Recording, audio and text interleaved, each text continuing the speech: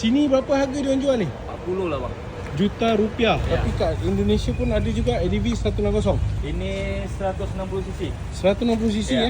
Honda. Honda betul. Oh laju ni bang. Berapa laju? Lari berapa dapat? 100 lebih dapat.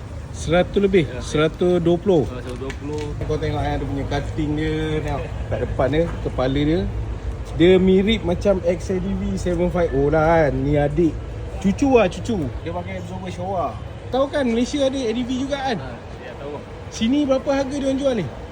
Ini sekitar 40 lah bang. 40 juta. juta rupiah. Ya. So kalau RM berapa Syam? Nanti kau convert. Nanti korang convert lah sendiri geng ADV 160. Motor ni baru 2 hari Iman baru 2 hari keluar. Tapi aku rasa macam rendah sikit lah. Sebab aku pernah test tau ADV Malaysia punya 160. Tinggi. Yang ni aku sampai, dua-dua kaki aku sampai.